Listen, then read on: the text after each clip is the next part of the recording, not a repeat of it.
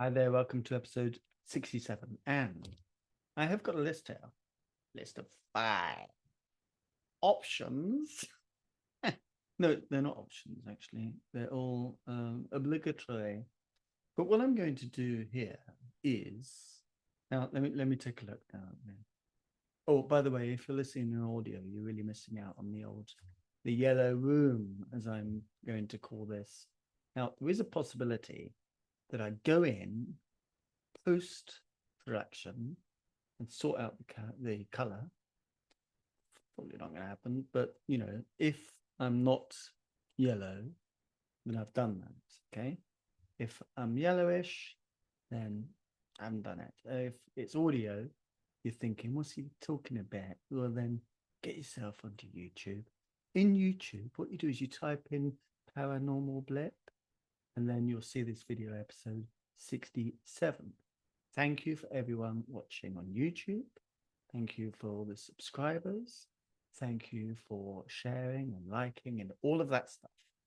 Now, 5 things. Okay. That's not what to do. That's not what to do. That's not what to do. Hold on. 5 things. It's not natural for me because I suppose I could mirror it, couldn't I? Yeah. Mirror it. Darren Aronofsky. Whenever I say Darren Aronofsky, do you remember that?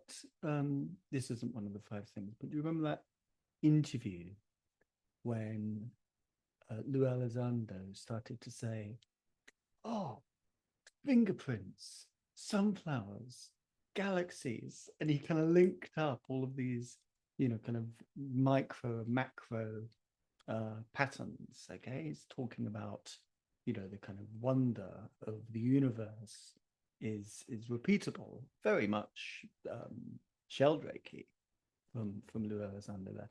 Anyway, Darren Aronofsky. Whenever I say Darren Aronofsky, I think that should be included because my mouth does extraordinary things. Oh, by the way, do you like the haircut? It's not what I asked for. I went in there with a picture of the back of Patrick Kilty's head, and I said to them, ignore the color because Patrick Kilty is a bit more kind of like orangey hair than me. I said, ignore the color, but like go for the ambience. But didn't quite get it, did they? No. Anyway, 5 things. So, 5 things. Oh, 5 things. And right, it's been an extraordinary week. I spoke to you last Wednesday, and this is it's a very interesting week because we have had some interesting news tonight, which I'll talk about. But also, it's been a really interesting week because we have had such extraordinary level, like the quality of interviews that have come out this week. I commend them to you, okay? And everything I say in this broadcast, I obviously will link in the episode description, okay? So all the way, also, by the way, thank you if you're listening on audio. I do appreciate it. Now, okay, I mean, it's difficult to kind of put a order in all of these things. So there is no order in this, apart from I will associate a number to each one. So that is an order, isn't it? I mean, the number one is the news that came out tonight. So I'll get around to that at the end. Okay, but starting with number 5. Number 5, okay, number 5 is an interview that James Iandoli conducted with this guy called ExoAcadamian. Now, I imagine some of you will know who I'm talking about. I think his actual name is Darren. I think it's Darren. Darren Aronofsky. It's not Darren Aronofsky, but he's got the same name as the first name. Anyway, I think it's Darren, and it was a fantastic interview. Okay, and I will. Oh, look, Tony is back, and I will be linking. So watch the interview. Yep, you need to watch this interview. It is absolutely brilliant, and like over and over again, like it's just so many great things in that interview. Yep, Exo and James, and I was lucky to speak to James a couple of months ago. So check that out if you haven't seen that. That's a good interview, isn't it? Yeah. Now, one thing that they spoke about was this idea that Dr. Joseph Burke, who is a kind of regular, basically, and quite a kind of significant figure in James's life, I think that's fair to say. Dr. Joseph Burke has kind of appeared and engaged in the phenomenon a couple of times, and he said he's basically got this model, and Exo was talking about this model. Again, this is absolutely extraordinary, right? The intelligence, the kind of NHI, the phenomenon is the Burke's model is like supposing the intelligence uses people the same way that intelligence agencies use people to find out information, which is an interesting idea, isn't it? I mean, it suggests spies, doesn't it? Spies. So that's really, kind of grabbing bit of information for me. So it's a really good interview, and it's definitely worth watching that interview. Number 4. What's 4? That's 4, isn't it? Yeah. 4. Number 4 is another interview, and this time it's Robert Bigelow talking to Jeffrey Mishlove. And very interestingly, Bigelow apparently didn't know Mishlove until Mishlove won that competition that Bigelow did a couple of years ago, the essay writing competition, to kind of, like substantiate the rumor that consciousness survives bodily death. And Mishlove, I mean, just brilliant essay, which is embedded with these extraordinary clips from decades of interviewing people and the idea of the white crows. And it's a really, really good interview. This latest one that only went up yesterday, I think it was. And I think it's the third of this series of interviews that Mishlove has conducted with Bigelow. Now, this was a really interesting interview, and the kind of standout bit for me was when Bigelow said, and I'm going to refer to my writing here because I want to get the quotes right. Essentially, BIX, which is his organization, the Bigelow Institute of Consciousness Studies. Is it of, or maybe for? No, probably of consciousness studies. BIX, they're known as. So they're attempting to get data from the other side. Quotes. It's like a delay on that. Quote. They should do quotes like that, don't you think? Oh no, but that means, what does that? What's that, rabbit? No, don't do that. Rabbit. Anyway, quote, the other side. I'm slightly undermining the importance of this. I mean, it's paranormal blip. What do you expect? Would you expect the news? No. So this is the thing, though. I will just, put aside the quote mark nonsense and the rabbit nonsense. Huh? Yeah. So what they're doing is they are attempting to get data from the other side to, quote, prove or disprove the just a bit like Tommy Cooper, that, isn't it? Tommy Cooper.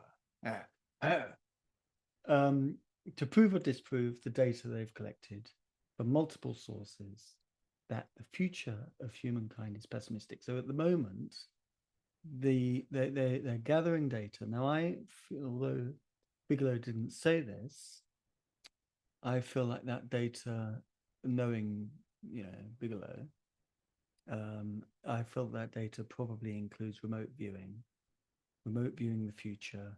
I mean, gathering data from the future. Do you know what I mean? Not quite sure how you would do that apart from remote viewing. So, but he doesn't say that. So I'm just kind of like, suggesting that kind of based on, how else are you going to do it, pal? So in whatever, in whatever way they've got this data from multiple sources, and this data suggests that something is going to happen which leads them to be pessimistic about it. That's the word that he used. Okay. And they're trying to verify that. They're trying to prove or disprove that by getting data from the other side. So they're attempting to communicate with the other side to check whether, you know, we should be pessimistic about the future. Now, you know, you could say climate change. You know what I mean? A lot of people are pessimistic about the future. And I mean, that's one way of, you know, kind of extrapolating what we know now and blah, blah, blah. That's one way of reading the future, isn't it? Yeah. And also, interestingly, Mishlove, Jeffrey, asked Robert, so I like to call him, you know, so is your idea that you're going to try and stop this? And Bigelow said, "Oh no, that's far too ambitious. Like I'm a adventurer. I'm a journeyman. What did he call himself? Something like that. I'm a wanderer." And you know, so it's far beyond me, beyond my capacity to stop this. You know, which is like concerning, isn't it? Yeah. Anyway, I thought it was quite interesting that Bix is in contact with the other side, essentially. Yeah. So that was interesting. Yeah. Right now, number three. Number three. Now, number three involves a friend of mine, and I'm gonna keep him anonymous. I'll call him. What should I call him? I'll call him T. T for Tommy, but his name's not Tommy. I'm just saying like T for a word that begins with T. Tomcat.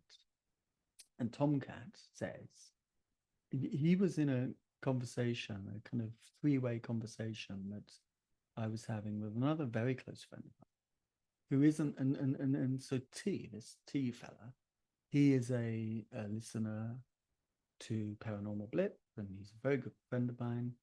And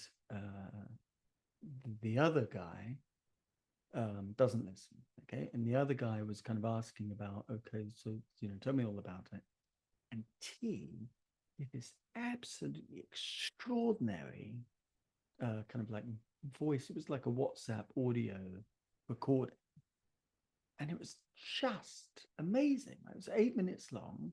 He was talking about Crush. He was talking about the hearings. He was talking about, you know, all the stuff that we talk about, you know, but it was in such detail. He doesn't really follow.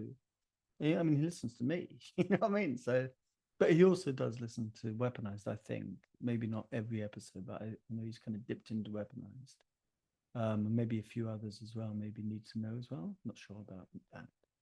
But anyway, the point is that he did a really, really good job of explaining where we're at to this other guy who's kind of like totally out of, he doesn't follow UFOs at all. Yeah. And he summed it up in the same way that Rubio did. Yes, remember Rubio? Yeah. And Rubio said the same thing. And I don't think my mate knew that Rubio had said it, but they came to the same. I mean, you know, other people have said it as well. So he probably has heard it from somewhere. I mean, maybe me, who knows? And maybe, you know, George Knapp or someone, or Corbett or whoever. But what he said was, you know, there's something's going on, okay? There's two, and lots of people have mentioned this, you know, so this isn't news. But what's interesting is because, you know, in politics, the idea is that you have to kind of drum like messages, very simple messages, over and over and over and over again until people get the message, you know? Because like I mean, everywhere in the world, but in the UK, we've got these 5 pledges, and then the opposition have got these 5 mission statements, 5, and you know they're just like constantly saying over and over again. I mean, it's ridiculous. It's not bad. It's not well communicated, and you know if you follow politics, you think this is awful. But the point is that it's not done for people that follow politics. It's done for the people that don't follow politics. So that just through repetition, it kind of gets into the kind of social consciousness, and people that don't follow this stuff, it's just kind of like there, it's like a bit of muck on the wall that you can't help brush against because there's so much muck on the wall. And that is a fitting analogy, I think, for UK politics at the moment. So interestingly, my friend who doesn't he talks to people about UAPs a little bit, but he's just like kind of follows it like loads of other things in his life. Do you know what I mean? And not kind of constantly on it. But he said the thing that other people have said, and so it made me think, well, maybe this is getting through. Basically, something's going on. It's one of two things. One, Grush is, telling the truth. I mean, he did like go under oath. And on that, by the way, just quickly, imagine that he like said all of that stuff that he said a month ago under oath, and it was all just rubbish. I mean, there would be an investigation into why he had, told lies under oath, and we would know about that investigation. Do you know what I mean? Like, it's obviously like the government and all of the people in the Defense Department that don't want this, like, being spoken about, and all of the people like the ICIG office, and all of the people all of the senators and stuff would be, oh no, sorry, but you don't do that in the United States. You don't kind of commit a felony in the House of Representatives, boy. So he'd be like, so we know that, and everyone that follows this knows that Grush was clearly telling the truth. He was under oath, okay, and it's punishable by jail. And if he wasn't telling the truth, we would know about it because the processes would be in place to bring him to justice. Okay, so that in itself shows us that he's telling the truth. Let alone, okay, so that's the number one. That's the kind of number one thing. Number two is he's not telling the truth. That would have happened, but also the ICIG guy would be like, this isn't great. That there's a whole like community of people deep in the Defense Department that are collaborating with each other, and apparently, like journalists who are kind of investigating this are saying that they know people involved, and they know that those people involved don't know each other, because it's so compartmentalized. That it's essentially a kind of conspiracy in terms of getting in contact with each other and saying, oh yeah, let's pull off this like mad stunt that would, end our, like, would basically end up in prison, but hey, let's do it anyway. That couldn't happen just because of the people involved, okay? Because they don't know each other, yeah? But, that's the option two. Option two is that there's this kind of extraordinary conspiracy of lies but to what end? I mean, what end? It's not, extending their, I mean, what they're doing, what Crush is doing is kind of, and we know this because there's an open investigation into the harassment, the political, the administrative terrorism. That's what he called it, wasn't it? Yeah. So, but it's interesting that my friend T, is that what I'm calling? Under Tommy, Tom. His name's not Tom. Yeah, he picked up on that. Okay, right. So that's two. Number two, an extraordinary interview. That podcast. I mean, it's so amazing. The podcast that Kelly Chase does. It is called UFO Rabbit Hole Podcast, and it is so brilliant. And the last episode, and I've spoken to Kelly, and I've spoken to Jay, and it's like such a privilege to speak to those guys. The last episode of the most recent episode of UFO Rabbit Hole is a conversation between Kelly and Jay, Christopher King, I'm talking about, yeah? And it talks about being an experiencer, okay? Having contact experience, numerous contact experiences that are kind of life-changing. And it deals with it in such an extraordinary way. Kelly's introduction is just extraordinary. It's word perfect. It is the perfect introduction for people that are basically skeptical, that basically like think, people that have said that they've been abducted, people that have had, close contact experiences. That anybody that says that is a liar. Okay, and Kelly addresses that directly, and she addresses it word perfectly. It's absolutely incredible writing and delivery. And that's just the introduction. And then the conversation itself is just absolutely extraordinary. Like, you need to listen to this. Okay. I mean, this episode is basically me telling you about other podcasts essentially that you should need to listen to. Yeah. But in that though, there's so much to learn from, and so much, and there's so much honesty and a kind of direct like unraveling all of the kind of moments of that experience, the kind of consequences of having repetitive contact experiences, and how people can respond to it. And of course, one response that J. Christopher King had is to set up the experiencer group. Yeah. So, I mean, you know that I'm a big fan of Jay's work, and I'm a big fan of Kelly's work. Um, that's a really special episode of that podcast. And so you know, if you haven't, I'm sure most of you have listened to it, but if you haven't listened to it, then definitely check it out. It's in the link. Now, the last one, number one, is the news. Really, is the news. The news, and this is. I need to just turn my piece of paper over. So this is a letter that Tim Burchett sent to the Inspector General for the Intelligence Community. Okay. And it was dated the 21st of August, which was yesterday. Okay.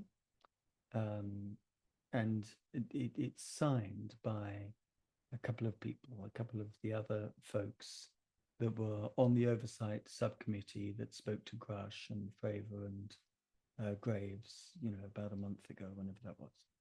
And so it's signed by Burchett, Moskowitz, Luna, Mace, Burleson, and Ogles. Is it Ogles or Ogles? Sorry, Mr. Ogles. Oh, Ogle. Is it Ogles? Maybe it's Ogles. Oh, Ogles. Maybe it's Ogles. Let's go with Ogles. Ogles. And this is a really interesting letter. Now, I'll give you the extracts in a moment, but I feel like, now I may be totally wrong. Yeah, I don't know. It's just my, kind of suspicion. But my suspicion is that this decision to write this letter and kind of tweet it is a way of kind of spotlighting the fact that they are asking for what they ask in the letter. Okay, my feeling is that before sending this letter and telling the world that they've sent the letter, they would have approached the office of the Inspector General for the Intelligence Community first. And my feeling is that didn't go anywhere. Okay.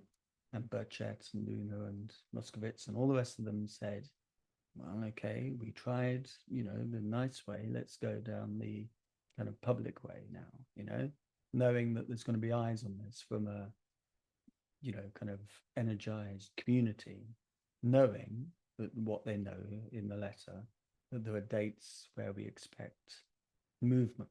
Okay. So basically the letter gives the Inspector General, his name is Thomas Monheim, 25 days from yesterday for answers, okay? And if those answers need to be in a skiff, a secure, compartmentalized, what's the I? Is it intelligence facility? whatever it is, must be. No, maybe it's not intelligence facility, whatever the I is, I don't know. Anyway, skiff, which is basically, I mean, you all know what a skiff is, then yeah. It's like a room where you leave your mobile phone outside, essentially. And it's like, you can't, it's secured. So it can't be penetrated by any listening device or any kind of device. So it's essentially a kind of, secure room where you have conversations and, the conversations stay in the skiff. But like, you don't need to be, have security clearances for that. Jeremy Corbell has been in a skiff. Do you know what I mean? So, journalists can go in skiffs, and so other people can go in skiffs. And of course, the politics around this situation, the administrative terrorism around this situation means that, Grush apparently isn't being allowed to go into a skiff anymore, which is just one way of, the people that don't want this information to be released publicly to, kind of control the privacy and the secrecy a little bit longer. Having said that, this letter does have dates in it. Yeah. So 36 days from yesterday, if the information needs to be skiffified. So this is the kind of meat and potatoes of the letter by Burchett, right? He says, quote, considering Mr. Grush's testimony was under oath, I'm not doing an impression of Representative Burchett, we request answers to the following questions. 1, which intelligence community members, positions, facilities, military bases, or other actors are involved with UAP crash retrieval programs directly or indirectly? So I suppose that means that if you have, in the 50s or the 70s or whenever it was, if you've kind of like parceled it all off to, as an example, Lockheed Martin, just an example, but you've got one wily old dude somewhere in some kind of intelligence agency, like just as an example, the the Department of Energy. But I mean, these are all examples. But it's good. It's probably bang on the money, isn't it? Yeah. But it is just an example. Okay. But probably bang on the money. Yeah. Anyway, you've got some dude in the DOA sitting at the desk doing his Rubik's Cube, and he gets like UFOs, yeah. And then so that's the indirect contact. Yeah, he's the guy that's kind of like running the old Lockheed Martin contractors, yeah. So that's the indirect contact. Okay, that's the actor. There's indirect contact. So that's for crash retrieval programs. Okay, and then the same question too: which intelligence community members, positions, facilities, military bases, or other actors are involved with UAP reverse engineering programs, directly or indirectly? Okay, tell us what you know. We know you know the stuff because Grush, under oath, told us that you know it. So you got 25 days to cough up, 36 days if we've got to skiffify it, and that's it. Now, I summarize, not summarize, I surmise. No, not surmise. What's the word? I think it begins with S. I don't know what the word is, but let's use another word. Yeah, I suggest that would do. Begin with S as well. Yeah, I suggest that this public display of the letter and the timeline and all of that came after a private thing, which was, come on, he's told us to talk to you, so let's talk. And I don't know at all, but I suggest that didn't go far. Okay. No, maybe I'm wrong. Hopefully I am wrong, and hopefully that will get some information. But I don't know how much we will find out about that. Interestingly, Corbell, this isn't number 0, okay, because I've done number 1, But just passing, Corbell was speaking to Chris Como today, and he said that, essentially kind of people are going to the ICIG. That is confident, I'm confident. That gives me confidence with the kind of robustness of the ICIG as an office, that people, whistleblowers, are kind of still being, kind of speaking to that office, and that's happening. Okay, whether they come forward or not, it's still an unknown. Christopher Mellon the other day said that he doesn't expect the oversight committee to do any more hearings. So we'll see what happens. But it's very interesting because there's lots and lots going on. I mean, this is kind of clear, whatever, like black and white letter, with deadlines and that kind of like newsy thing. But the conversation is bubbling, and there's a couple of things that are happening, like the things that I've spoken to you about tonight. That is, it's just absolutely extraordinary, absolutely intriguing question, and I'll leave you with this, because Bigelow, who, by the way, because Brendan Fugel has been talking to Sean Ryan, another cracking interview as well this week, and Fugel said that Bigelow had a fax machine in 2016 at Skinwalker Ranch for Bigelow to be sent faxes about like the latest reports about what's going on at Skinwalker Ranch by fax in 2016. It seemed bizarre. But anyway, Bigelow, and also what's going on with the Bigelow Institute website? I can't get on it. It just doesn't come up. It's like, doesn't exist. What is it? Just me? I mean, maybe it's just me, but are you having problems with the Bigelow Institute website? I just thought I'd say that because it was on my mind. But here's the thing. Bigelow, in conversation with Mishlove, was saying that there's 3 big questions for him. Because always, of course, there's 2 big questions. I've spoken about this in the first episode. Number 1, what happens after you die? That's the biggie, isn't it? Yeah. And number 2,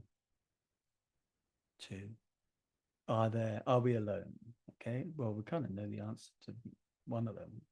And there's a lot of NDE testimony that gives us, good idea, basically, of the second one as well. Check out my mom's book as well. Yeah, it's in that as well. Children That Time Forgot. Yeah. And it's in episode 2 of this podcast as well, which is what happens when you die. And but Bigelow says there's a third question as well, and it's what role does the God component play? Which I'm not too sure about that. It's not as good as the second 2, is it? I mean, for many billions of people on the planet, that's kind of settled question, one way or the other. Not for me, but for many billions. Anyway, I hope you have a lovely week, and episode 68 will be around the corner, as we like to say. Stay in contact, subscribe to all of the channels. You can find me on everywhere, but Twitter really is the kind of main one that I'm, kind of posting to and contacting people through and all of that. But yes, I bid you adieu. Goodbye and see you later.